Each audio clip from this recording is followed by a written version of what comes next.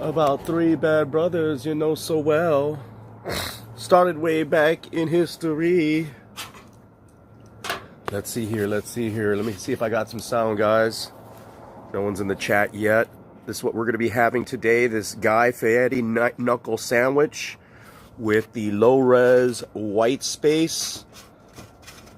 Low-res white space out of Chicago. It's a Belgian wit beer. Come on. Let me see if I got sound, though, guys. 1 second here. Not feeling 100%, but we're still going to smoke this cigar. We're still going to smoke and have a beer. Why not? Beautiful afternoon here in Chicago. Let me get a sound check. We're going to do something a little different as well. Once I confirm that we got sound. It was a while to get this thing started, I'll tell you that much. Come on, computer. Or someone in the chat, let me know if we got sound. And I'll begin this week's little show. Got this watch on today. Little Timex piece. Yeah, so that can come out right. Man, look at that Guy Fieri. Look at the label. Come on, you piece of junk.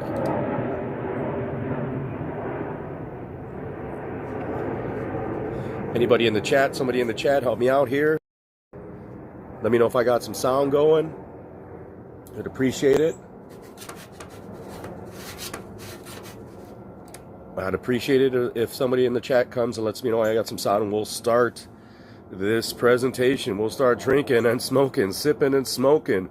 Welcome, bow betters. Let's see here. Come on, computer. How's everyone doing? How was everyone's week? What a fabulous week of fights. Great fights. Awesome. Exciting. Oh, what a beautiful cardinal over there. Guys, I don't know if you could see this here, but up there's a cardinal. He's just chilling out. It's good to see that at the last part of the year. Sign. But no one's in the chat. No one's here to help me out. God, this phone. Boom. Somebody came in, then they left.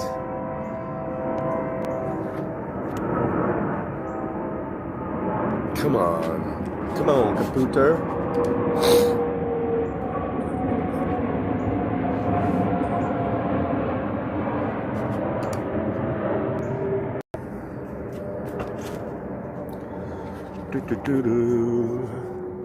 Look, that was a winning ticket there. Look at that. Look at this winning ticket. What was that?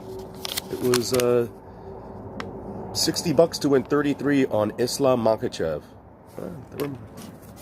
Here's another one. Which one is this one? 120 Islam Makhachev on the money line. That's a winner. Some winners. Some winners. Had some winners. Had some winners. Manon Fior at Islam Makhachev. 87. We had, and there were more. There was more online. I had more winning tickets as well. We're going to do something a little different, guys, as soon as I confirm that I got some sound here. Bear with me. I appreciate your patience. We will discuss some MMA here. Don't leave. We're gonna do something a little different here. Just let me confirm. But we are going to smoke this Guy Fieri Knuckle sandwich by Espinosa and this low-res Belgian style Bitbier. Look at this can. Crazy can. Gnarly. Great design. Just, you know, perfect for the holidays. Got a ghost there. I don't know if that was intentional with a little bit of the peach or orange there. I got to visit this tap room at Rez Brewing. I bet they have some incredible art there. I don't know if they offer food, but we'll definitely get there, because the last beer that we had last week was just a fantastic beer. And why, you know, go to the well again. You know, why not check it out, and check, you know, go back to the well, as I said. If you are winning on something, like we have a person this week, for example, or two fighters this week, for example, that we're going back to that well. They've been paying for us, so why switch it up? Why? Oh, I think I got sound, guys. I think I got sound here.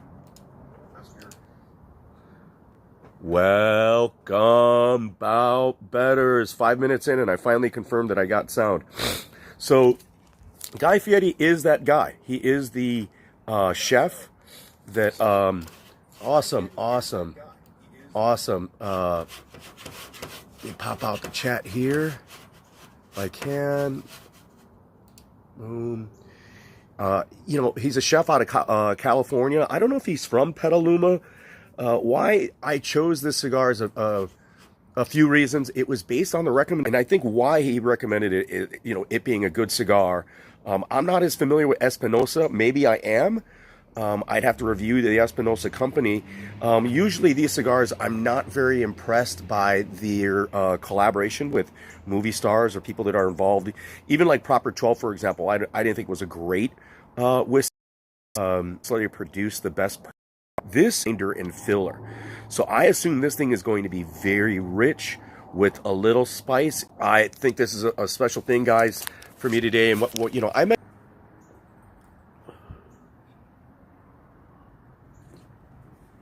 What?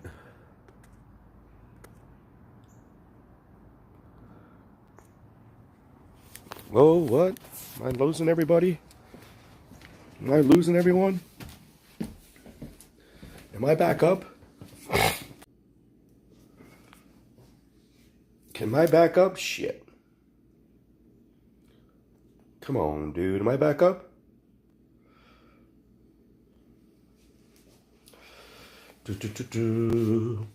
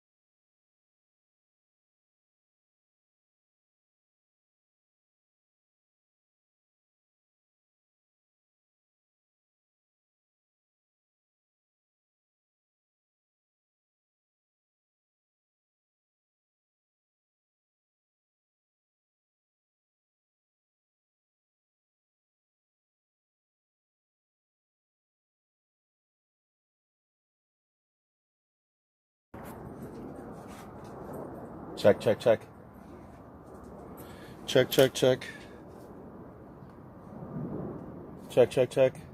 No sound. Oh no, I got sound. All right, cool. All right, guys. Going back here. There's a dog. Here's Rio. Some beer, Rio. Here. Gotta give some beer to the dog here. There we go.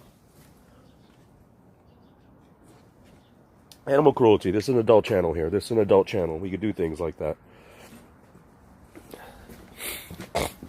So what all I wanted to do, guys, is we're here in the kitchen.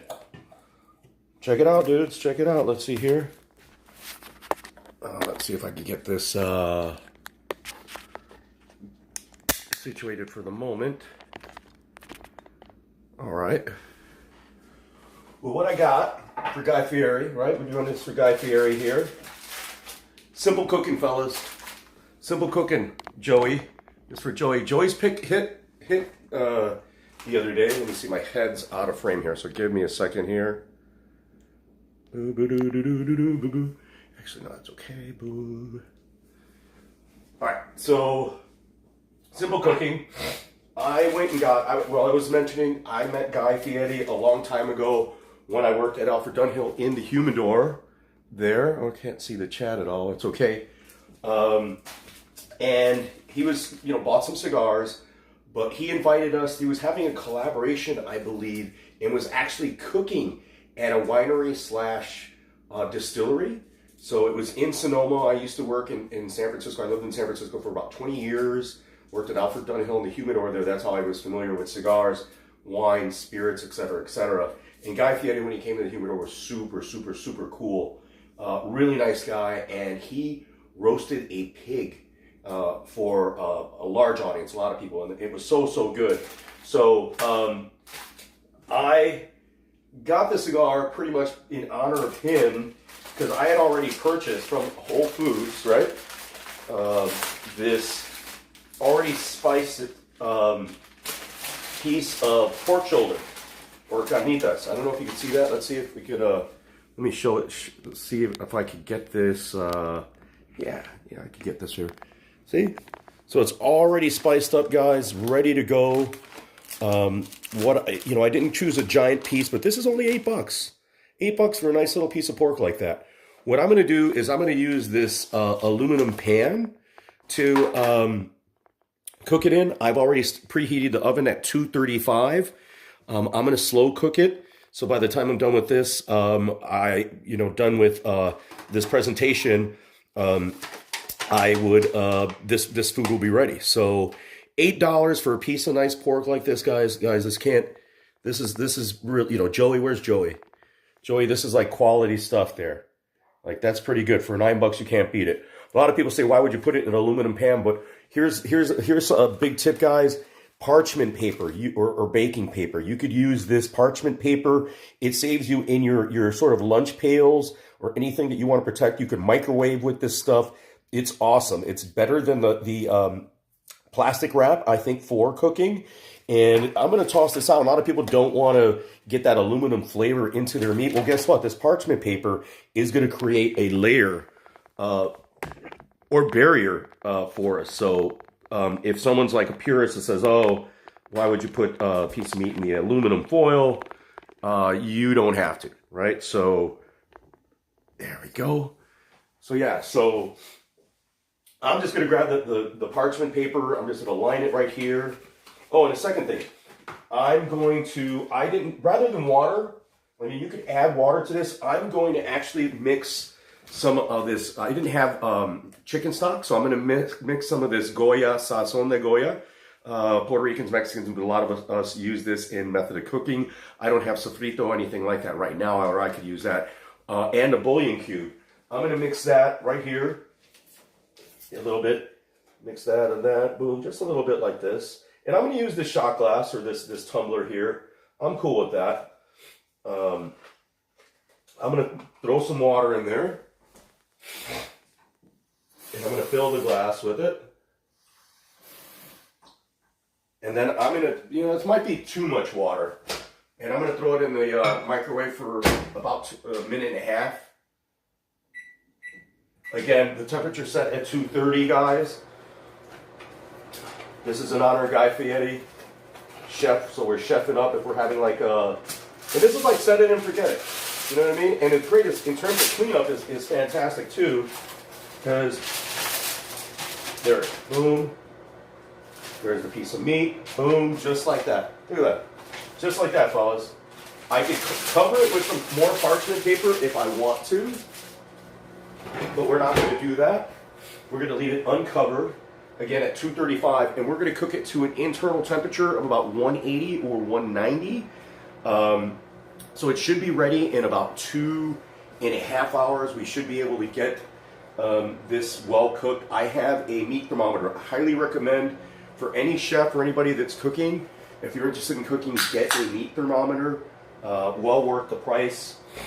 We're going to pour out this the Belgian style bit beer. Looks very light. It's almost like a Pilsner, I'd imagine. I don't see what the alcohol content on here. It's only a 5.1, so that's not bad, because the last 4-pack got me really, really buzzed. So yeah, look at that's a nice piece of meat right there. We're going to not do anything to it. You don't have to. I'm going to grab the fluid here out of the microwave, right? And again, we don't have to worry about, I'm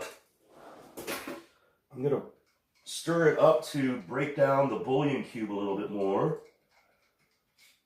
I'd recommend, you could use water. right? Just water to line the pan, or chicken broth was my first instinct. So this is a little different for me.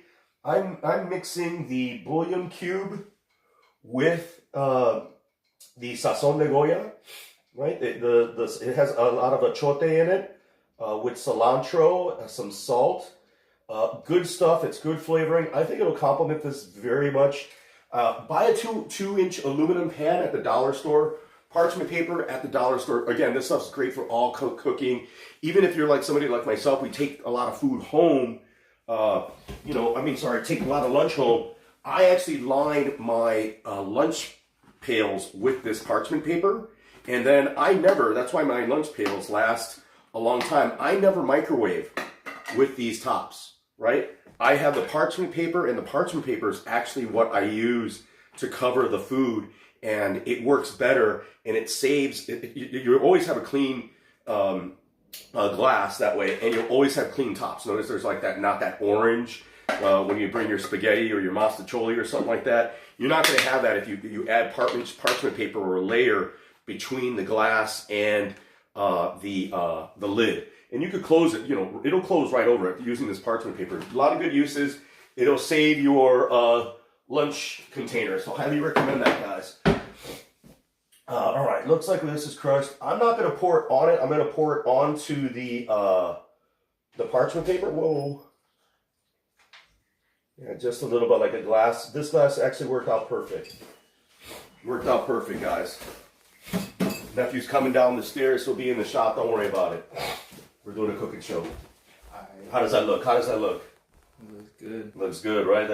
He knows his kill is bomb. It's fire, as the kids say. In a couple hours, that tastes really good. So just gonna put this right in the oven, guys. Simple. I'm not gonna cover it. Put it right in the oven. On the rack here. Boom. We're gonna set it and forget it. It's at 235. I have a meat thermometer. We'll be able to check that out in about 2.5 hours, 2 hours. It should be done. So guys, it's that simple. Like, I didn't have to spice anything. I already bought it blended from Whole Foods. That piece of meat was, I don't know what the weight was. I should have asked what the weight was. And I could look, actually I could look right here, but it's not important. It is in terms of the cooking time, but I'm gonna use a meat thermometer so I don't have to like gauge it by the pound. I have a meat thermometer where I'll actually stick the thermometer into the meat, and we'll go from there. So let's have a little sip of this beer here from Low Rez.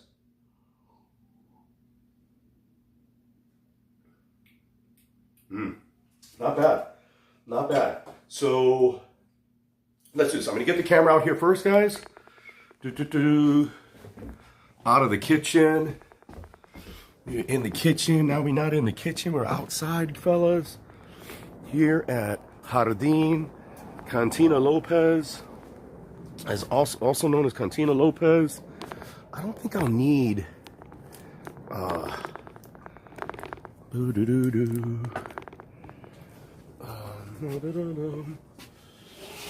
think I'm still there. There's nobody in the chat right now. I can see myself, sort of. How's everyone's afternoon? How is everyone's betting? I didn't get a chance at the chat here. Let me go grab my beer and I'll be right on back.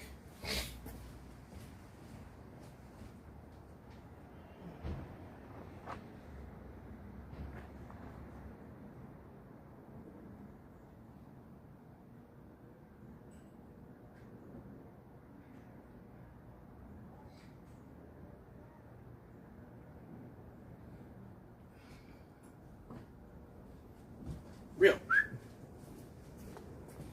All right, guys. We're here with the Guy Fieri Knuckle sandwich. So, yeah, the pig that Guy Fieri cooked for me was fabulous. That thing was so good. It was so enjoyable.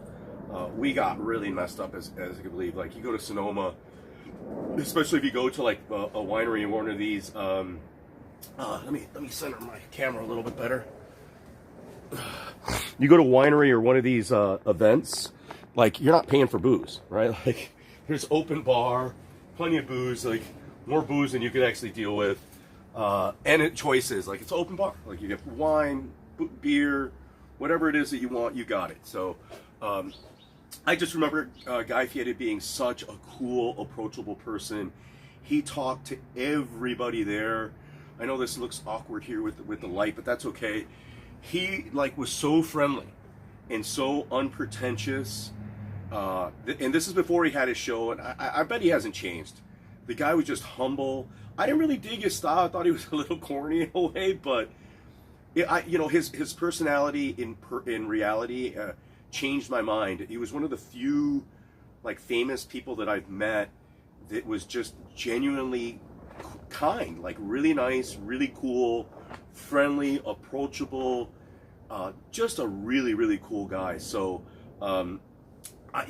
again, the guy at the humidor, like today, like if you guys are cigar smokers or even in the craft beer area, it's good to be friendly with those people at Benny's. Some people that work at Benny's, yeah, they're just there, they're just clerks, they're just stocking, restocking, but some of the people, especially in the cigar area, they know their shit. Like the old dude that was in there today, I went to a different Benny's, he knew his stuff. Because when I walked in there, I was like, he's like, well, what are you looking for? And I was like, well, I really like all your top picks and some of your better rated cigars. I love your Drew Estates, I like your Alec and Bradley. And he's like, oh, okay. And he's like, well, and this is what he recommended. He's like, you know what, have you tried, he asked if I tried the knuckle sandwich. And I, of course, taking it back, I didn't want a knuckle sandwich. He's like, Guy Fieri. I was like, the Guy Fieri? And so I was like, okay, cool. Again, I never really go for these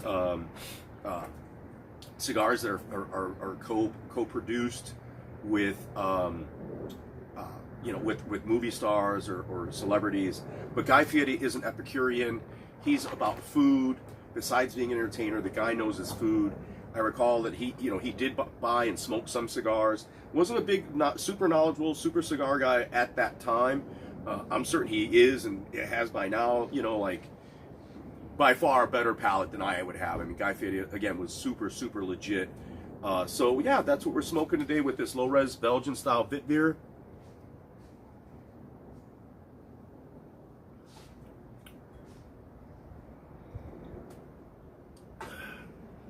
Guys are in the chat. Let me see what I think Brian said there. Welcome, Bow Betters. Dev the dude. Yeah, what's up, Dev? Welcome, Bow Betters. Hey, for everybody that's here, if you are here now, you are a Bow Better. Not just a cigar smoker. Did you guys catch the cooking show a little bit? I did a cooking show. We do it all here with Bow Better. We do the surfing. We do we could do the beer reviews. We could do the cooking. What is it that you guys want? We'll do it. We could do a lot of different stuff here. We primarily do MMA. Like that's our forte, right? MMA is our bread and butter. MMA is what we all enjoy, but with MMA you got to have some smoke. You got to have some beer. If you're smoking on that herb, I know Dev the dude loves his herb, and he's an herbalist. He probably can give incredible reviews on some THC related materials and products. We're not just MMA people. Like if you look at these MMA, you're starting to realize that with these MMA fighters, and look how well they do when they step out of their personality. When you see them not just training, yes, Makhachev and the Khabib's team, training so hard, such purists of MMA. It's great to see. There is that group of people, but there are also these other people that have tried, like Aljamain Sterling, giving him some credit, trying to be a little bit more entertaining, putting out his personality. We already know Sean O'Malley has that big personality. These guys, Chad Mendez and a lot of these other guys that do the hunting, right? They enjoy hunting and or fishing. Who's is Gregor Gillespie is a big fisherman, like really into the fishing. TJ Gillisaw cooks, like decent cook, has his juice company, right? Like there are other elements to even a fighter's life than just fighting, right? I'm not saying that it's great or boring or one way or the other. Hey, by the way, this bit beer is very, I'm not going to say, it just isn't very complex. It's very drinkable. It doesn't have a lot of fruit. My nose, I'm a little stuffed up here.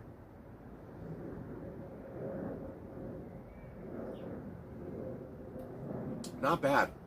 Very soft, high drinkability. You know, not too hoppish. I think it's just my palate right now. I think, you know, I have a little stuffed nose. Things are probably getting a little cold or something like that. So the palate just isn't all there. So back to MMA. We had a review for last week. If you tailed me, you did well. If you tailed everything that I discussed last week with the exception of the distance props, if you actually just went with my money line picks of Arman Petrosyan, Manon Fiort, I finally backed Islam Makhachev. I went big on Islam Makhachev. It was a big payday for me. But Manon Fiort, Islam Makhachev, and Kai Barallo, you cashed out. You could have taken all of them on the money line, and I parlayed them into a Trixie, which cashed. I had Manon Fiort at 4 units, which was my main bet. It actually didn't end up being my main bet. What ended up being my main bet was just Islam Makhachev on the money line.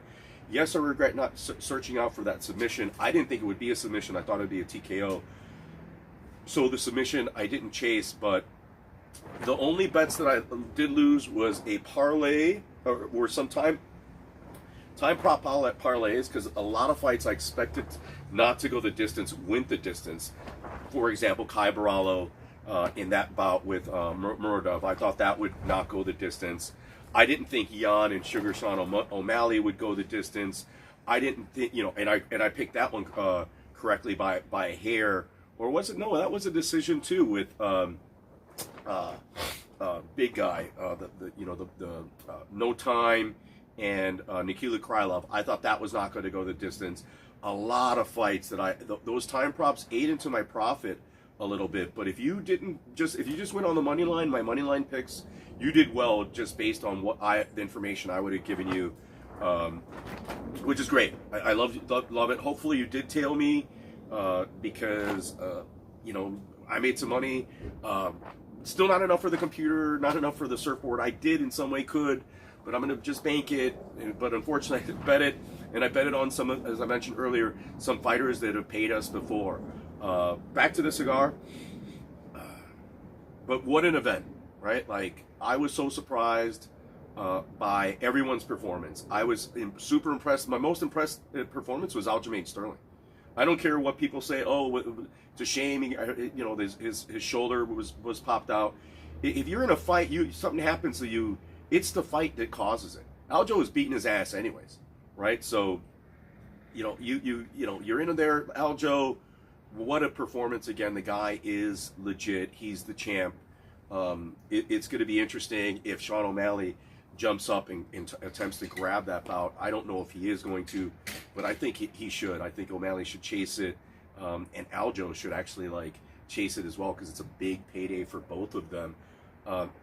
Manon Fiort, I don't think she's ready for Valentina, because I think you know, the way Chookagian was tagging her and being effective on the feet scares me with Manon Fiort.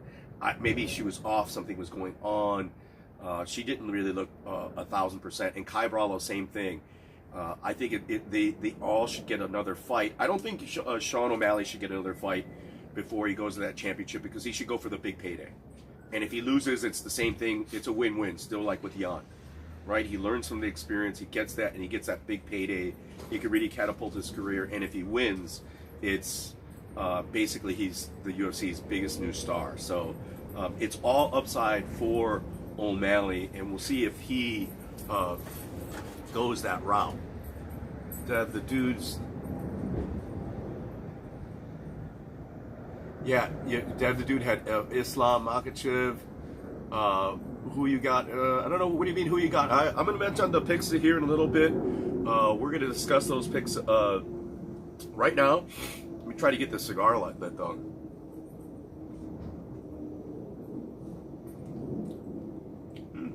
Not bad. You know, even though they said it was a 54 gauge, it's something called box pressed. So it was, it's tighter. That's the other thing about, like, I don't like box pressed cigars when they pack it in there a little too hard. That's when the cigar really needs to be aged. It needs to be put into the humidor so that it could expand, it could gain its flavors. It's sort of like the meat. Once I'm done with the meat in there, right, once it reaches that internal temperature of 185, 190 degrees, I'm going to let it sit. I'm not just going to fucking cut into it right away. I'm not going to cut it at all, even to look at it. I'm going to use my thermometer. You just use that to gauge it. And then before I even touch it, I'm going to let it sit for like 30 minutes, 40 minutes before I cut it or do anything to it, right? And that's what I'm going to do. Let the juices come back into the meat, right? That's something that I'm going to do here. So,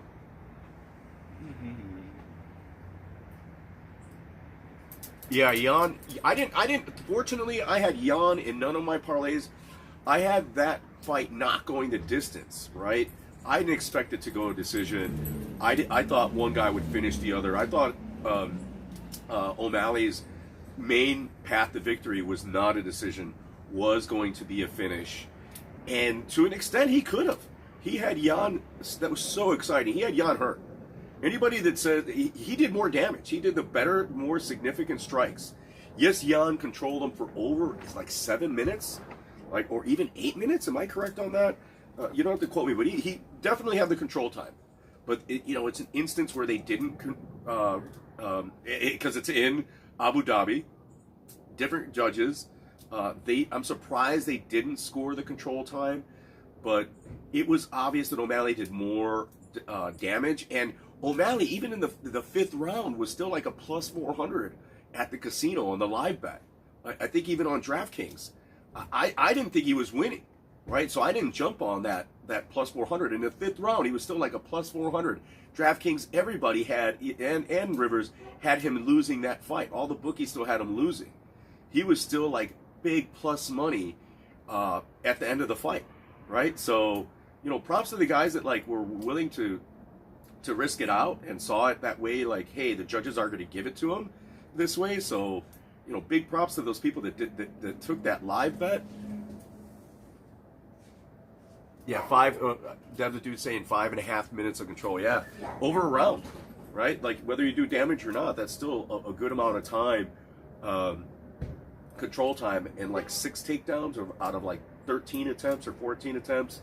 As I mentioned before, I was correct in my analysis. I knew that Jan's path, Jan was going to wrestle, and he did, and we saw how good O'Malley's get-up game is, or how poor Jan's control is, right? So, there's, it's give and take on those. So, I don't think that O'Malley is going to do great against, Sterling. I would still favor Sterling in that bout, but we see that he is legit, man. Piecing up Jan, that is amazing. I mean, the performance was spectacular. He, on the feet, dominated Petr Yan. In my opinion, I think he dominated. I could show you the stats here. I think he outstruck him, had the more significant strikes. Look at the faces at the end of the fight. Like, Jan was wearing that damage. So, big props to him. I didn't bet it, so I lost, like, there were some props that I lost that bid into the profit, but the profit was already so good because I went big on Fiori, I went big on Makhachev. I'm starting to bet that chalk, and I did that again this week, guys. This week, let's start with the first person to discuss. One of my first bets is an underdog, one-time Chicagoan, Andrei Arlovski. Why am I betting Andrei Arlovski? Is the guy finds a dirty way to win. He's a decision machine. Yes, he was finished by Aspinall, but this guy, Rodrigo Brugueria, whatever his name is, the Brazilian, has finishing power. He is younger. He is more powerful, but Arlovski is just very crafty. He wins very dirty. You could have looked at the last 3 fights and probably scored it for his opponents, but he's so good at standing up and counterfighting. The guy stays out of range, he circles the cage really well, and he jabs and remains active and then gets right on out. He attacks, closes distance attacks, and then gets on out, and he's able to stay safe and outpoint his opponents just because of his defensive or offensive movement. And I think he's going to have better movement than this Brazilian. He's going to be able to outstrike him, and I think it's worth a stab at that dog. 43 years old. I understand he's an older fighter, still winning though. Ex-champion, right? He was a previous champion. So I've been making money off Arlovski. I think like the past 6 bouts, other than Aspinall. I didn't bet Arlovski. I bet Aspinall by the finish, and I got it. But all the other fights for the past like 2 or 3 years, all of his wins, and he's got a lot of wins. I bet Arlovski. So that's where I went this route. That's my first pick for this week. Let's cut the cigar and taste this thing.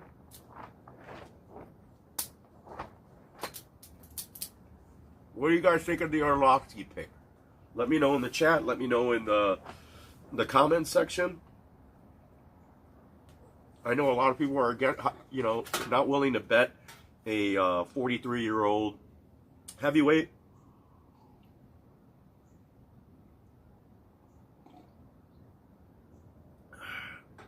Slow prodding, not finishing, no finishes, but a decision-making machine.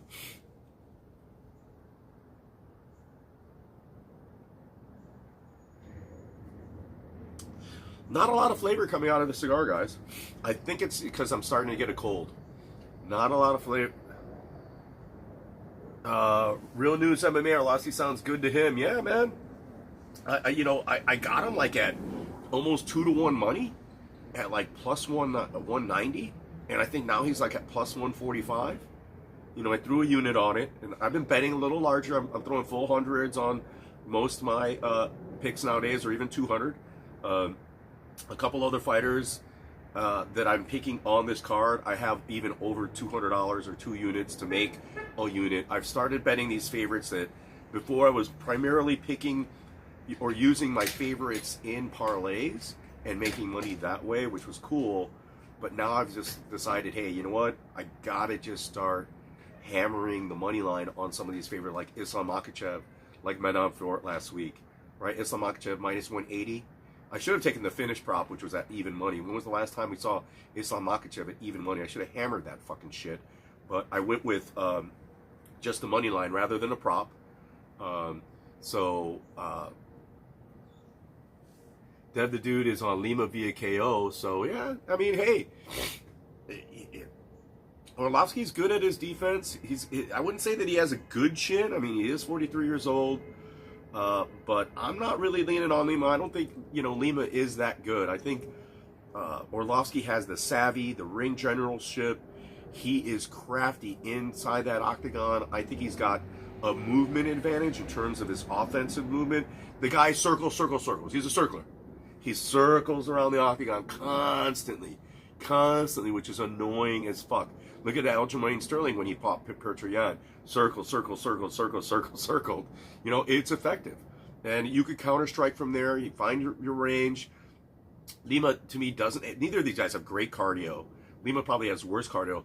Definitely Arlovski's cardio is getting worse. At the end of his fights, when he's doing his interviews, he's fucking gassing because he's fucking doing the interviews. And he's just he's gasping between every sentence. So, I'm still on Arlovski for that unit, and I've done more than just that with Arlovski. Like, guys, going to the second underdog pick that I have is Roman Dolidze versus Phil Hawes.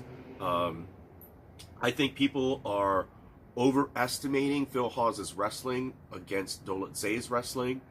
Dolidze, Phil Hawes has faced some better competition to an extent. He has a better knockout power, but Dolidze has knockout power too.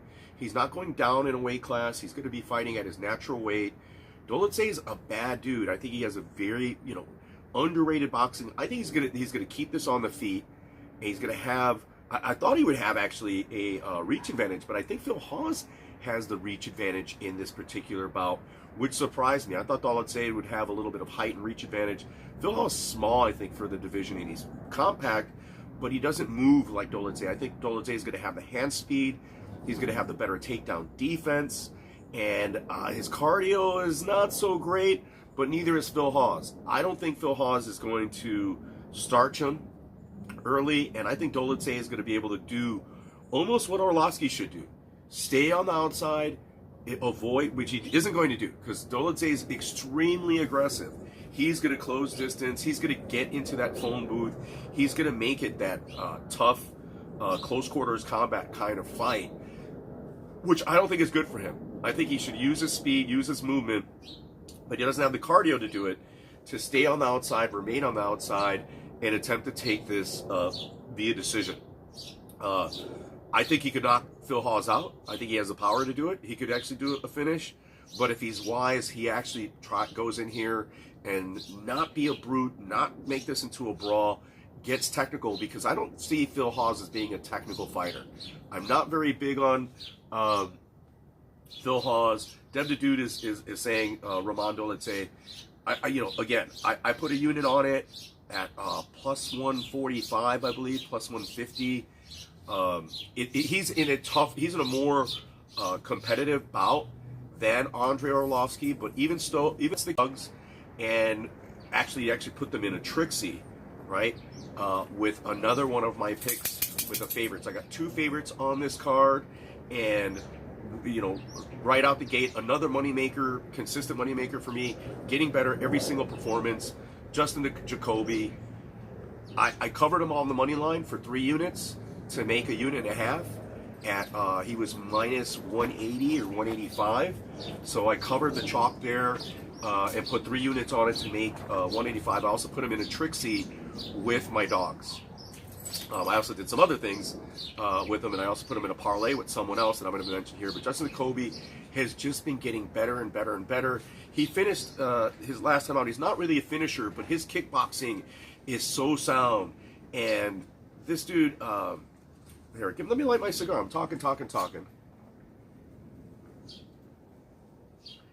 Khalil Rountree just doesn't impress me at all. Right? He's a one-trick pony. If he doesn't knock you out, he's not gonna beat you.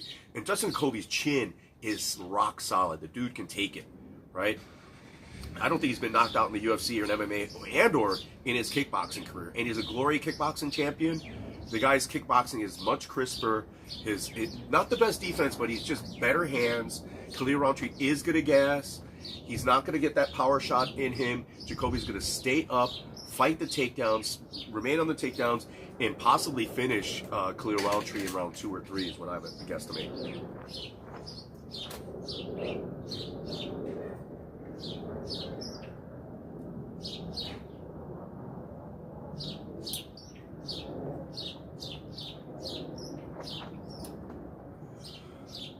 Another reason, a little peppery. Little pepper in there, my boy. Another reason why this gentleman that was in the humidor at this Binny's, I knew what the hell he was talking about, is that he had things like these. This is mine from here. I didn't grab any that he had. But he had these in the humidor already cut up in a little cup for you to take. And right away I knew that he knew, right? I'm going to recommend that to my guy over there at the other Binny's. A lot of spice on this Maduro, which is very interesting. Uh-oh.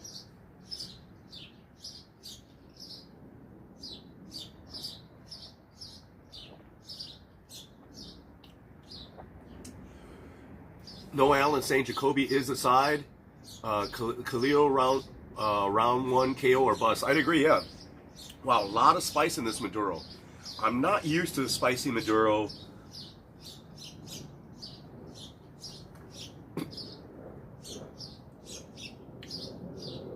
A lot of spice.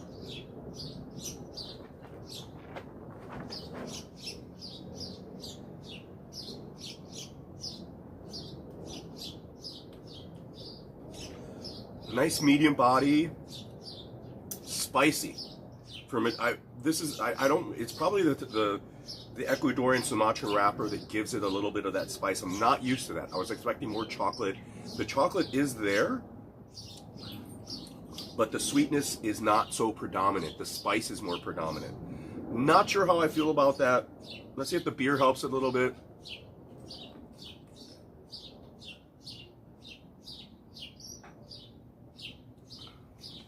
Dev the Dude is saying Khalil Roundtree in round 1. I don't think so, man. I love Jacoby. It's tough, and he's been him and Orlovsky. I've been cashing tickets, bro. I've been cashing tickets for the past 2 years, every single one of their fights, whether for them or I didn't even bet against Jacoby. They haven't had to, but with Orlovsky, even against him, I picked those times when I was against him.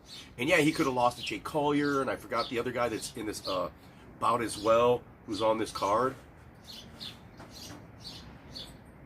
Fighting, who else is? Where's my other guy over here? Oh yeah, Jared Vendetta. Did he fight Vendetta? Jared Vendetta. Jared's lost everybody, you know, and that's my other pick or my other main play, guys. You know, we're all up in front. You guys could head out now if you want to. That's okay. Waldo Cortez Acosta against Jared Vendetta. Jared Vendetta hasn't won in four. What is he doing in the UFC? This is a setup fight. It's a toss-up for Cortez Acosta, who I was more impressed with Cortez Acosta with his boxing skill. I watched the boxing match that he was in, and the dude has got great hands. He's super fast for a big guy. I think he's going to finish Jared Vendetta. So I covered his money line as well for 2 units to make a unit and a half, to make a 200 to make 100 basically. So, and I parlayed him with Justin Jacoby for an additional unit. So my main play this week in terms of my large play is Justin Jacoby on the money line, Waldo Cortez Acosta on the money line, and then I parlayed each of those two. And then I also I didn't put Cortez in the Trixie because I'm actually slightly more confident. I'm confident in both of them. But I put Jacoby because he's actually was a better number. I think he was only at minus 170, whereas Waldo Cortez Acosta is anywhere from like minus 180, 190 to minus 215, if not greater than that at this point. So I put Justin Jacoby in the Trixie with my 2 dogs, right? I also put him in with my 2 dogs. Did a $100 Trixie there to win 150. So it is what it is. Those are my picks for this particular card. I'm going to go and do some predictions now, but my actual plays are Waldo Cortez Acosta by finish. He's also on the money line. Justin Jacoby by finish, also on the money line. If you're on the Jacoby side, he's not really a tremendous finisher, but Khalil Roundtree's gut of gas. He is a round 1 or bust kind of guy. I would take the finish prop or the KO prop. I'm sorry. For Justin Jacoby, or if you're wanting to play it risky or get more meat on the bone, Jacoby round 2 or 3.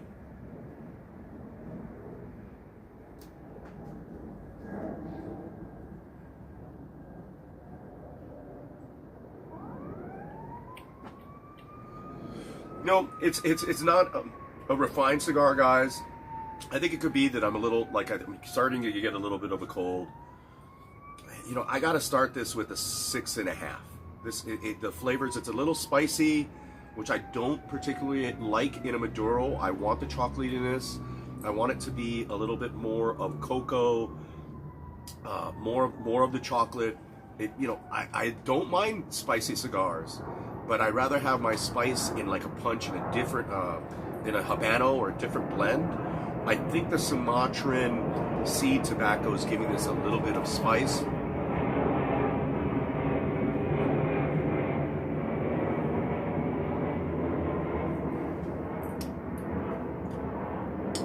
A lot of cedar, a lot of wood. The spices there, it's gonna mellow out.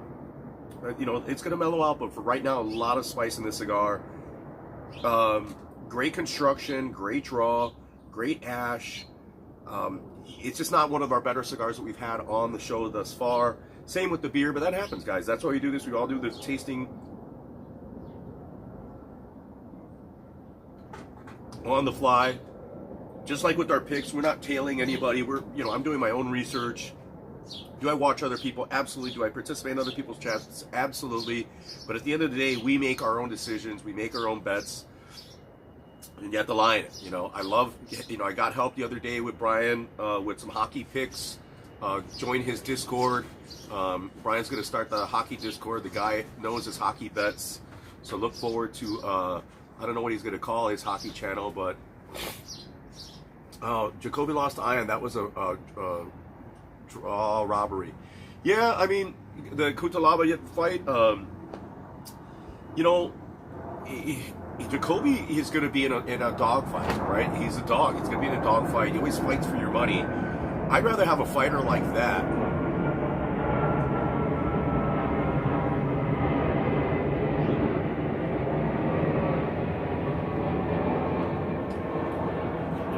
than someone like Khalil Roundtree.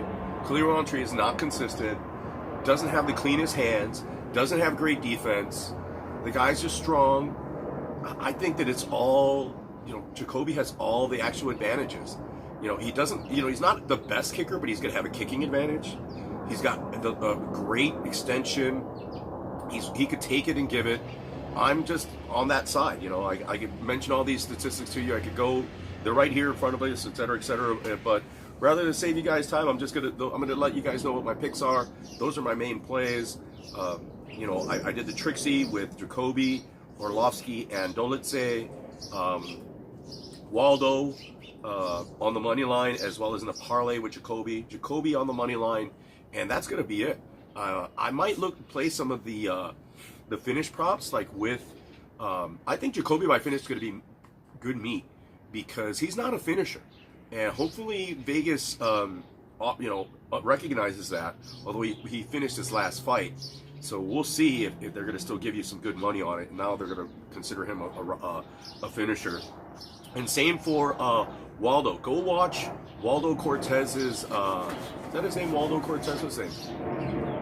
Yeah, Waldo Cortez Acosta's boxing match.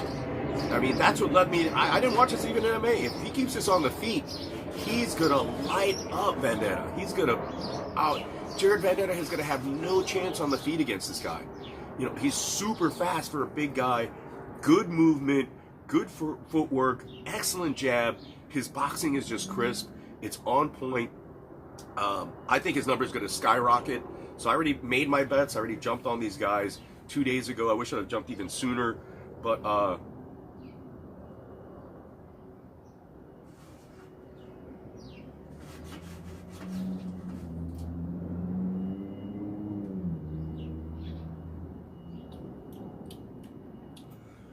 yeah, the chocolatiness is there, guys. I could taste it. Let me go and get another beer. I could taste it.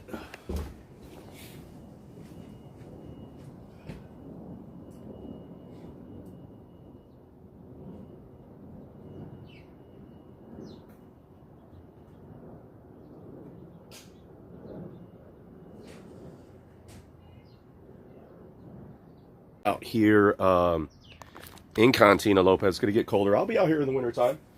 I'll still.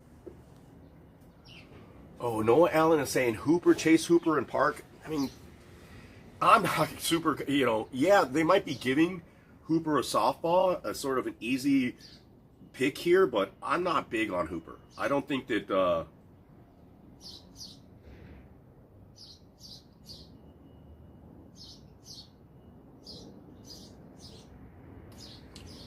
I'm not big on Hooper. I don't think his jits is particularly slick. He has no hands. He's improving, right? I mean, it's great that the UFC is giving him every opportunity. Oh shit, that's not good. He's froze in the freezer. Every opportunity to get better, right? I mean, you know, Dana likes the guy, and the cigar has gotten better. A little chocolatey.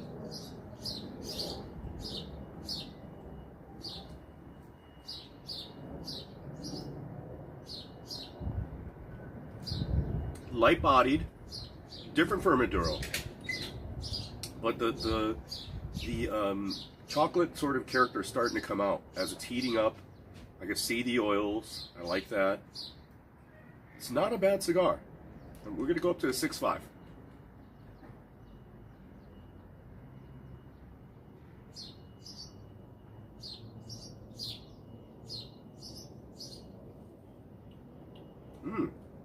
A lot of wood, a lot of cedar. hint of chocolatiness, and that little spice. It's really settled now. Not bad, right? Like, not bad. I think if I didn't have the cold, I'd be able to sense it a little bit better. I think if it sat, it would be a little bit better. You know, if you like a cigar with a little bit more pepper or spice, especially in a Maduro, this is your cigar. Like, it's got that little peppery finish to it, which I'm surprised. But it must be that the Nicaraguan filler that's there. And again, it's a lot of these cigars with that, you know, an Ecuadorian wrapper and Nicaraguan binder. That binder, the Nicaraguan binder. Usually the Mexican binders are a little bit spicier. But this, you know, interesting that a Nicaraguan tobacco is this spicy, both you know, but Hoyo de Monterrey's, I don't know if I did a review on Hoyo de Monterrey's. Those are a Nicaraguan cigar with some Honduran tobacco, I believe, that is a little spicier. This reminds me of those, but not quite. I like that the Hoyo de Monterrey Maduro a lot better. But this isn't bad. I think Guy Fieri, you know, he paired with good people to make a decent product here. This isn't a horrible product at all.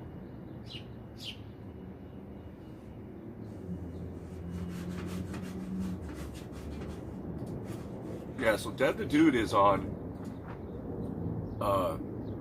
Chase Hooper. I'm at Chase Hooper at like what, -230? Hell no. I'm not touching that. I'm not touching a finish there. I'm not touching him a round prop there. I'm staying far away from that particular bout. Too volatile, very difficult to see, you know, what we're gonna see, you know, expect from Chase Hooper. Are they giving him a softball bout? Let's take a look.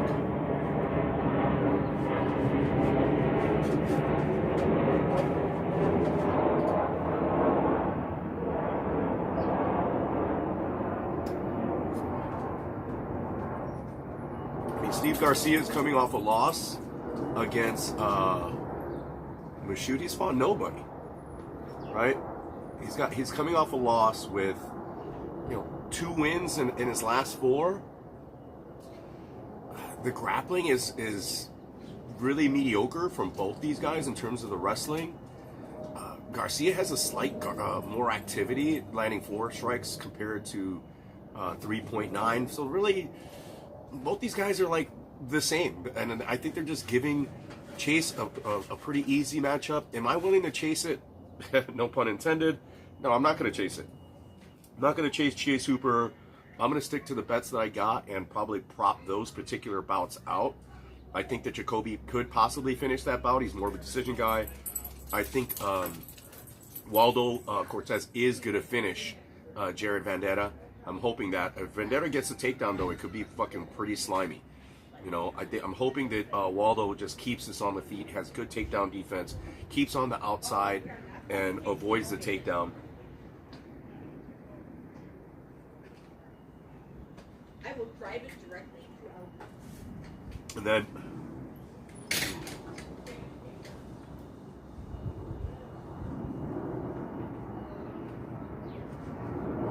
And then Orlovsky decision.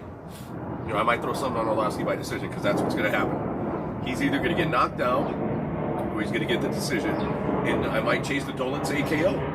Right? I think, or that fight definitely does not go the distance unless they tire and they just rub on each other the whole, you know, last round. Somebody's going to get finished that 3rd round between Dolitz and Phil Hawes. I'm not. Joey's pick is Phil Hawes, though. And Joey's pick, guys, he picked the Penel Dariush, if you guys remember from last week, which you guys probably don't because you guys didn't watch to the end, but you guys are still about betters. And if you've made it this far, you are about better. But Joey's pick was Penel Dariush. He picked that properly. I was on the other side. I parlayed. That was my only losing parlay bet was, and it was a significant one, was, again, to cut into the profits. Well, significant, just a unit with Manon Fior and Matus Gamrot. Otherwise, I definitely would have had the computer money if I didn't lose that parlay along with the distance props that I parlayed and that I played on the money line. I would have done extremely well. I was able to catch up basically around the $1,500 profit mark which is great because that places me somewhere and still being in the negative around that $1,500 in losses for the year, which is okay. It shows that like if one event can change you, could change things around, you can catch up. I'd rather be $1,500 in the hole of my yearly or annual gambling so far than the $3,000 I was before. So it is what it is. I'm not necessarily back. Made some ground up. We're hoping to, not unfortunately, but we're still gonna aggressively approach this card. We're still gonna go with the dogs that I did. We're still betting those units or biscuits, as this guy likes to call. I forget his name. He used to say, "Oh, you didn't bet a biscuit." When I go to the casino and I tell the people if I have a discrepancy or a problem, I said I don't tell people all cocky like, "Do you know how much money I spend in here?" And here's for Rhonda's case. You know what I tell him? I tell him, "You know how much money I have lost in this place?" The opposite of how much I've won or how much I've spent. I've lost, how much I've gambled or wagered in the casino. If you look at my past 3-year total, we're going in the tens of thousands of dollars. Even at those, $20 increments, $40 increments, $50 increments. There was a time where I would place, and I think some people, you can look at my channel, I would place like 45 bets on an event. Right, and the bets ranged anywhere from $20 to $100 to $200, right? So, do the math, right? Even the 45 bets at $20, we're upwards of is that $800, right? Like, guys, it's it doesn't matter. You listen to all these other guys. I still question a lot of these dudes. I know that they bet. I don't know what they're doing with their winnings. They don't look rich to me. Nobody looks rich. No, I'm not rich. I'm still in the hole. But at least I travel. At least I have fine cigars. At least I have some good beer. I got the good meats in the oven. We're cooking. Paying rent. Fucking. It's good. It's gonna get better. But that's why I'm not impressed with some of the cappers out there, right? Like I don't see the new equipment. I don't see any like new backgrounds. I just don't see it, right? Like these guys that want to pretend that like they got the locks, they're making the picks. I get lifestyle, right? You look at me, Dev the dude, we got a lifestyle. Like, Dev, I know Dev, it costs a lot of money to buy that weed, right? You smoke as much weed as Dev the dude, you got money. Right? you drinking Coronas all the time, you got money, right? You're making money. Same here. Drinking fine beer, you're smoking good cigars, you're winning, right? Or it could be a farce. I don't have to be a farce, but I'm not saying to listen to me. Last week, if you did tell me you did make some money, this week is a new week. Let's go with the bets that we got. The ones we wound up picking.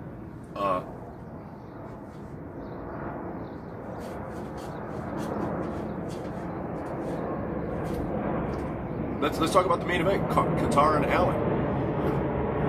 I'm leaning on Qatar here at the dog money, which is tough for me to do. I don't know if I'm not at the teller yet. I haven't pulled the trigger because Allen is a bad dude, and Allen, in my opinion, has the wrestling upside. Joey believes that it is not going to be any wrestling, that neither of these guys are going to want to grapple. Qatar could grapple too, but it's going to be a stand-up affair. And if that's the case, I think Qatar has the better boxing. Right, I think he's going to have a slight height advantage. I'm not positive of that. Reach advantage. Let's take a look here. Tail of the tape. Let's look at the tail of the tape, guys. On the main event, Calvin Qatar versus Arnold Allen, which I think is a great bout, guys. Yeah, he's got, Qatar's got a 2-inch reach advantage and a he's 5'11" compared to 5'9" and a 2-inch height advantage, right? Allen is much faster, much stronger, right? And I think Allen, if he really combines or mixes it up, he could actually win this by decision. He's not knocking out Qatar. Calvin Qatar can, that dude, you got to go in there even with the baseball bat. He's one of those MMA dudes that even if he's losing, he's still dangerous at any moment. And he's one of those fighters that you got to shoot him. Like if you're not going to win a street fight with that guy. Even with the baseball bat, that dude is going to take the hits that you get with the baseball bat, unless you hit him right in the head. Maybe not, and he's going to fuck you up. Calvin Qatar, and same with Arnold Allen. Like, they both have chins. They're both like resilient, strong guys. Both of them are extremely strong, can take a punishment. And if it's on even money, I think the Qatar has the better experience in the octagon. Arnold Allen's coming here, so he's gonna make the trip across the pond. Hopefully he's already here.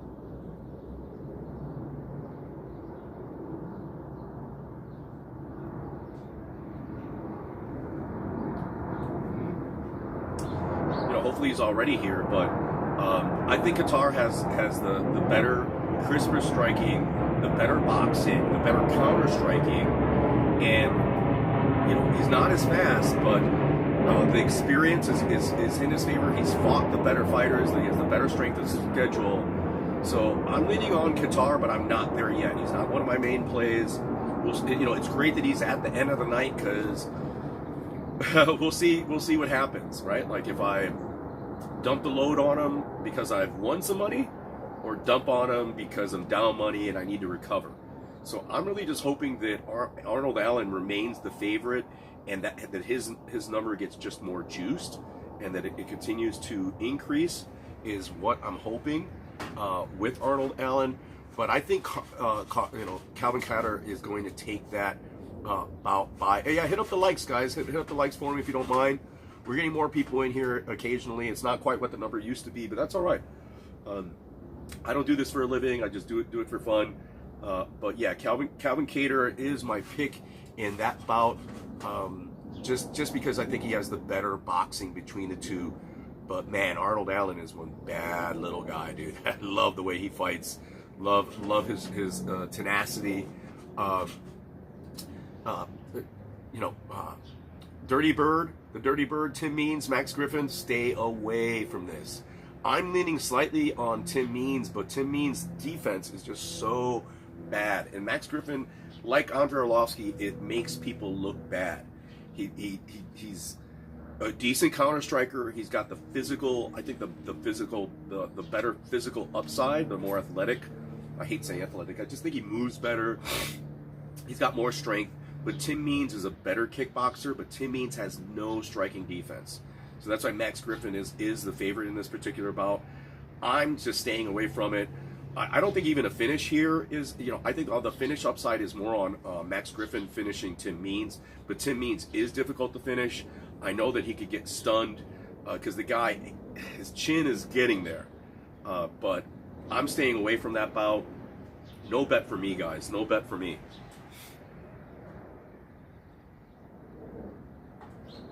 My prediction is Max Griffin by decision, but I'm not betting it. I'm staying far away from that particular bout.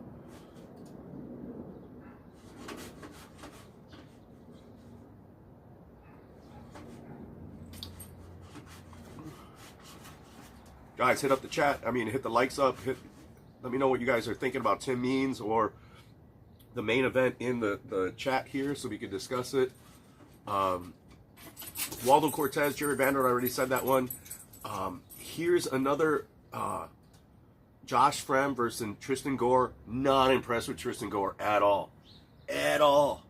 Like, just, he's all round one or nothing. Not even half a round or nothing.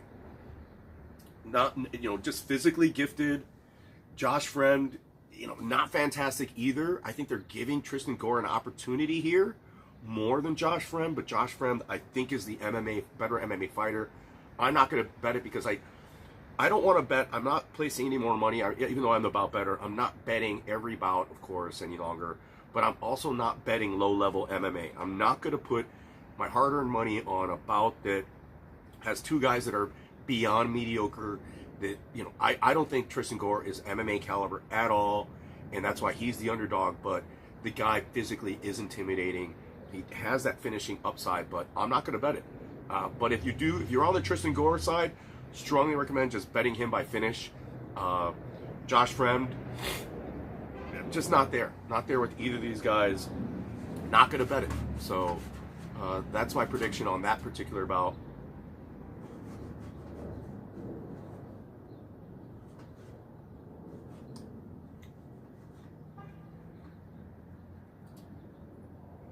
Holmes and Park.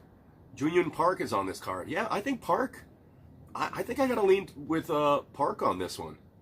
You know, besides that, Eric Anders wins against Nichuki, wins against Phillips, and a win against Barrio. Hell yeah, I think Junyoon Park takes this over Joseph Holmes. I don't know what the line is, but I might need to look at. Yeah, Means is washed. Yeah, Means has been there. Yeah, Allen's on Park. He said he was on Park and Hooper. That might, no, I might tell you there, brother. Just to keep things a little different, I might like come along with you there. Junyoon Park is taking this bout. The guy is good. Like, he can be stunned, but Joseph Holmes, has he knocked out anybody? Even though Junyoon Park is tough to knock out. Mm-mm.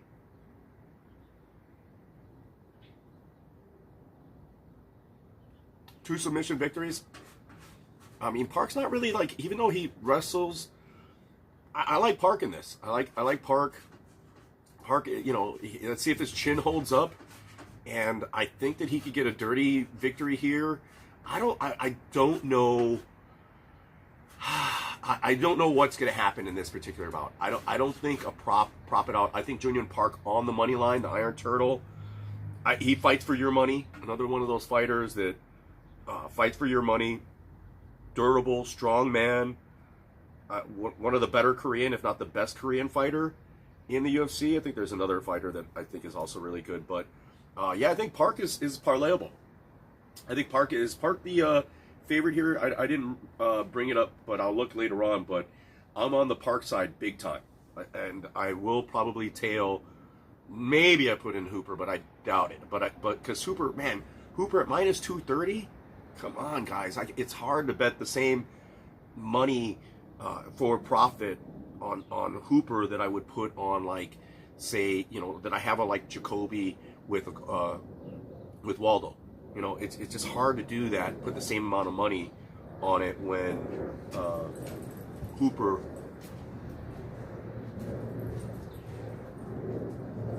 is just not that consistent.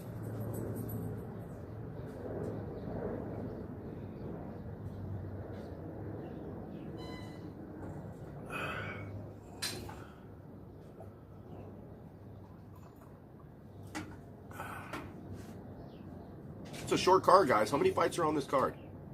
1, 2, 3, 4, 5, 6, 7, 8, 9, 10, 11 fights. That's typical. Let's see if somebody falls out. Chase Hooper, we mentioned Chase Hooper. Oh wow. I didn't see a line on Cody Durden versus Carlos Mota. Regardless of what you want to say about Durden's personality, the dude might be a slime ball. A little bit abrasive. Durden's tough, man. And what I saw from Carlos Mota was not impressive. He doesn't have great boxing. He doesn't have slick jiu-jitsu for Brazilian. He primarily is like a kickboxer. I didn't see a line for Durden on DraftKings, but I would rather parlay Durden with Junyoon Park than Chase Hooper. And I bet Durden is going to be maybe in that minus 200 area. I'm not positive yet. We're going to see. Yo, why is my brother open? Damn, he's smoking a cigar. Yeah, that's what we're doing over here. We're doing the sip and smoke. He's like Top GT. Top GT? What do you mean? Top GT. What does that mean? Andrew Tate. Oh, Andrew Tate. Oh, Andrew Tate got nothing on me. Come on, Andrew Tate. Andrew Tate is up there, bro. He's just rich. He's annoying and he's rich. He could buy us. Yeah, it's okay. Top G. Andrew Tate. I'll still smack his ass. I don't give a shit about no Andrew Tate. Fuck that motherfucker. Notice he talk Andrew Tate. Fuck that dude. Andrew Tate.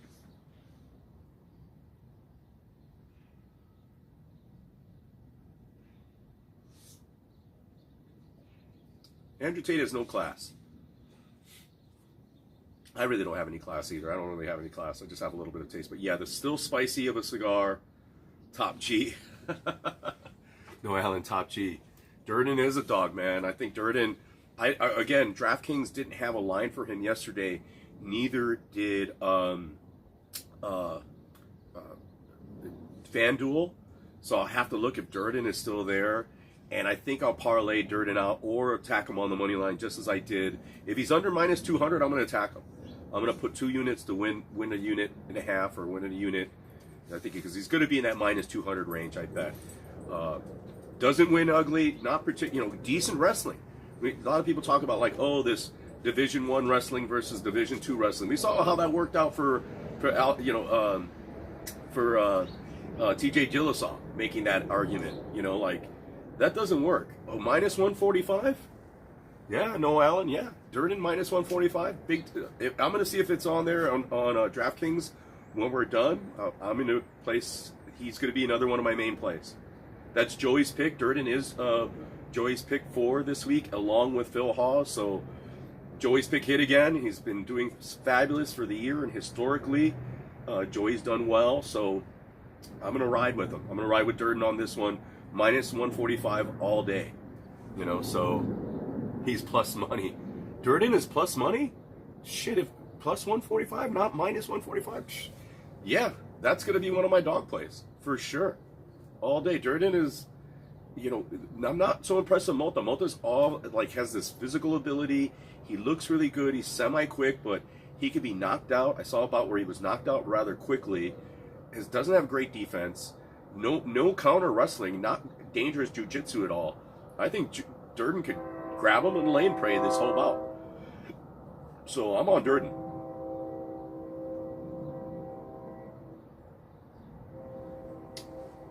And I'll be placing that bet once we're done here. I'm on the Durden side for sure, guys. Cody Durden will be another one of my plays, especially at plus money, all day.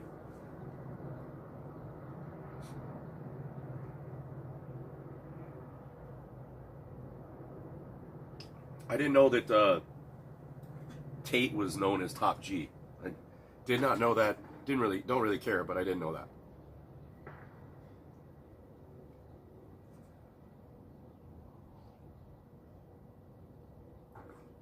Well, I do agree with Tate. I saw one thing on him, a little clip on YouTube that he put about cigars, where he mentioned that it's good to be friendly and know your tobacconist or person in the humidor, and I'd have to agree with them on that.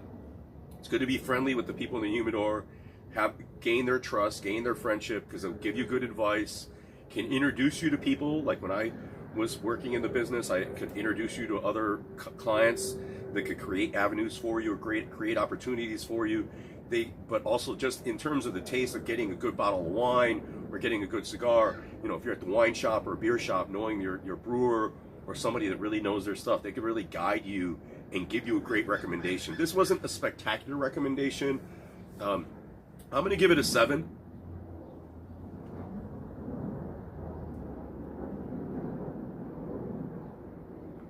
The construction is awesome. It has that chocolatey character too, but there's not a lot of sweetness to the chocolate in the cigar. But it's still a fine crafted cigar. Has a little bit of spice, which I don't like in my Maduros. Just out the gate, I don't like a little bit of pepper in my Maduros. It's not something that I enjoy. I want that oil richness. I want it to be almost like a chocolate mousse in most of my Maduros is what I aim for in terms of gauging a flavor or trying to get a flavor, what I want on my palate. So a 7, because it's well constructed, great draw, defined flavors, but not my particular taste. If you like a peppery cigar with a little bit of chocolate, so it gives it a different note, it gives it a different a little edge there, which is not super common. I don't mind that at all. So not bad.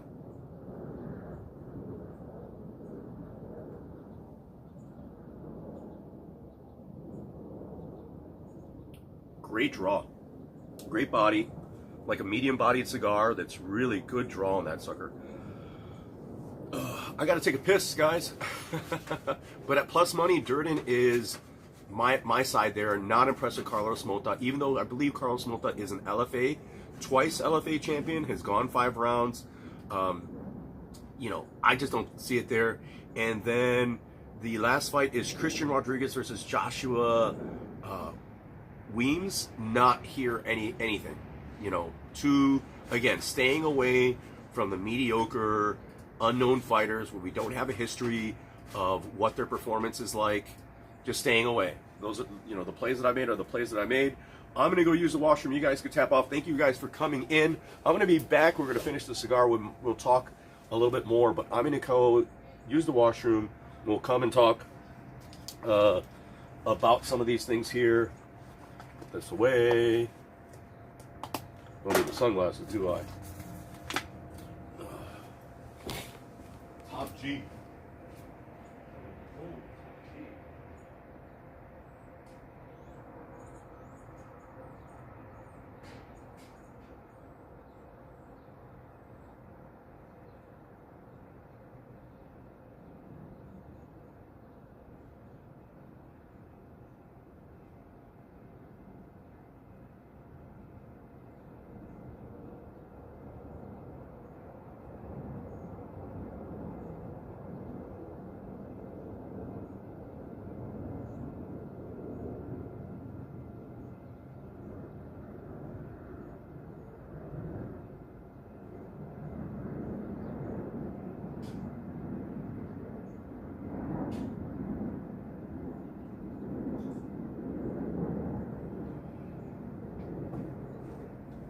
What are you still doing out here, Rio?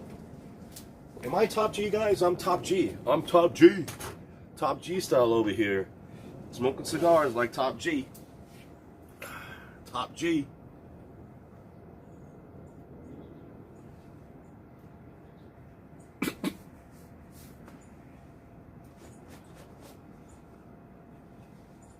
Getting cold.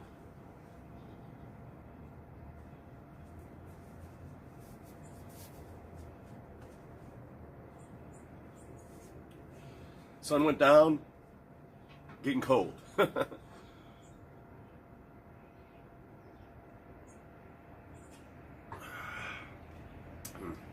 Beer is simple. Not a lot of diversity to the beer. I'm going to give the beer a 5. It is what it is. It just doesn't, maybe it's just my palate right now. It doesn't have the diversity I want. It's not a lot of fruit. But it's not a citrus ale. Hey, what are you doing? I think he wants a little bit of beer. You want a little beer?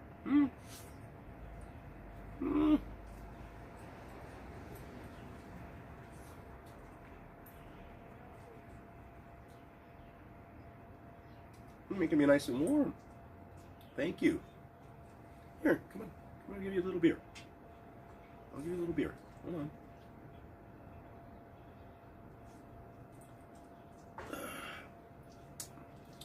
I'll give him a little beer off camera. You think they could give me a strike like animal cruelty? Like he's giving dog beer to his dog. So yeah, we went through the card, guys. Not much more to say. Those are going to be my main plays. I've already discussed those. Forgot to mention my other good play of last card that made me good money, Bilal Muhammad. That was one of the most exciting finishes, even though I thought it was a little early. A little bit of an early finish, but man, I had Bilal on the money line a long time ago. I forgot to mention that to you guys. It was another one of my good picks. You know, he's burnt me a lot of times, but I mentioned before, if he defeated Vicente Luque on the feet the way he did, you know, I mean, he did it on the feet. Like, he pieced up Vicente Luque. What do you think he was going to do with Brady? And I was correct, right? So, like, we all saw it. The whole casino was with me on that one. I put out my picks of the casino. A lot of people tailed me on that. They didn't give me no fucking money. But a lot of people were with me on that particular bout. Very exciting. So Bilal Muhammad was another successful play last week that I was able to make some good money on. So we're on a positive from last week. Hopefully we're able to snowball that, bring that into this week, bring that intelligence, some luck. Because I think there was, you know, those Kai Bralo's close, semi-close bout. Same with Petrosian and even Manon Fior. My main 3 picks were pretty close. Like, it could have went either way. But fortunately, it went in my favor. I was happy that Bilal finished. I didn't have Bilal by finish at all. Who had Bilal by finish? The guy's a decision machine. But we see the influence that Khabib and his team can have. Khabib is now the best coach in MMA. Like, he is the new best coach. You saw that Ortega you know, texted them, say, hey, please train me. That's a good idea. I think if the somebody like Oliveira should have went to Khabib's team. Like the Brazilians need to start going to like Dagestan, start working on their wrestling. A lot of these jiu-jitsu players, Chase Hooper, this gal, all these great jiu-jitsu fighters need to start working on their wrestling, you know. And we're gonna see, you know, coming up. There's gonna be the Thug Nasty and the Spaniard / Georgian coming up. I have to favor the Georgian because he's gonna have better wrestling, right? Like, but in MMA, whoever has the top position in terms of jiu-jitsu is going to be winning that bout. Whoever's got the better wrestling with the jiu-jitsu is going to win, right? Wrestling is the key to get that top position. Whoever gets top position, you get top position against even a top jiu-jitsu player, you're going to win out, right? Very few guys can submit from bottom. They could submit some of the lower level guys, but you're not going to submit these top level guys from bottom, right? We saw that with Makhachev. You knew that Makhachev was going to be able to withstand all the attacks that Oliveira had from bottom. And so being in top position, even in the jiu-jitsu match, you watch the ADCC stuff, like the guys use bottom position to transition into a favorable top or back position. Like they're at bottom to sweep and or just change or transition into that top position game to finish, right? That's the key nowadays. All right. Top G on Top G, huh?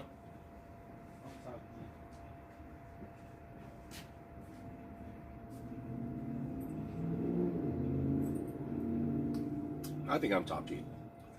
The cigar is finishing nicely, guys. Finishing nicely. Any questions? Anything else in the chat? Somebody want to mention something? Here with my dog Rio, he's chilling. He's keeping me nice and warm. I think we're making each other warm. He's like came up because he was cold. Huh, Rio? Mm. Mm.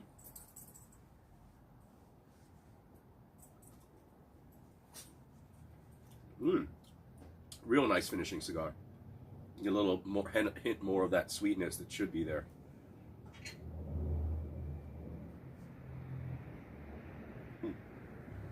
Come on, Rio. Here.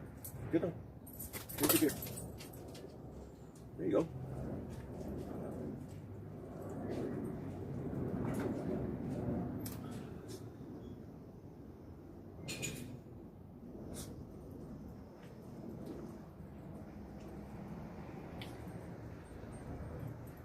Well, guys, that's pretty much it. That's what I got for you guys. Not the fabulous 10 plus cigar that we had last week or the 10 plus beer that we had last week, but this is that low res beer from Chicago, Pilsen area. We're gonna go there. We're gonna visit there. They got good shit, man. They got good beer. The cigar with we're gonna do an oven check right here in a moment. We're gonna open the oven. I'm gonna show you the last piece of how the meat is cooking. I don't like to do that, but we'll give you a little sneak peek of that, and then we're going to finish with that. If you made it this far, you are about better. Good luck this weekend. Thank you guys all for tuning in. Please hit the likes up, subscribe if you haven't subscribed. I haven't been gaining any traction in my fans. I'm not even there where I wish I could be, or could be, whatever, but it's okay. Go subscribe to that Andrew Tate guy. Go watch his stuff. I think he's banned from YouTube, though, so don't listen to a lot of the shit those motherfuckers say, though. Guys like Andrew Tate,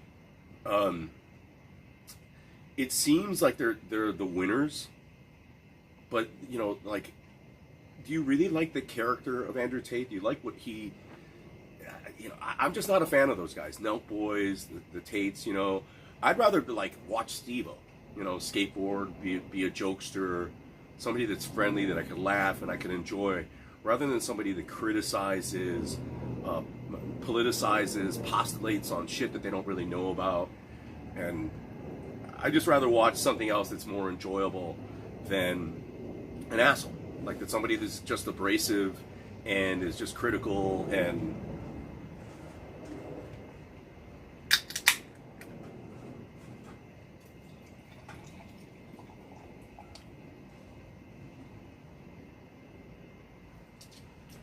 does Andrew Tate know fighting though? Yeah, he does. He fought. I've seen his fights. Like he will beat the shit out of Jake Paul. Like the guy used to kickbox and he wasn't bad, and he knows it. And when he talks about fighting, he knows about fighting. So I have watched the guy obviously, but just not into like I have to take small doses of him, and for the most part, he's not enjoyable for me. I just don't enjoy his content, but obviously people don't enjoy my content. They don't enjoy me, but that's okay. I'm not out there being top G. But we are here for you guys. I am about better.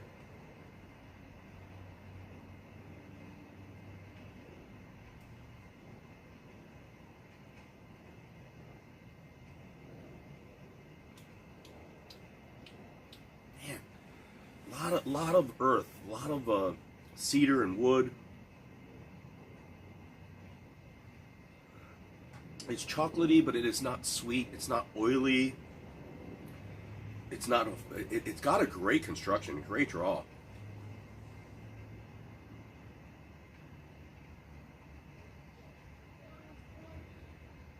So let's do a meat check real fast, guys. And then we'll call it a day or a night. Let's check it out. Let's check out the meats. Boom. Let's check out the meats, guys. Let's go see. Come on, man. Getting cold out there. Boom.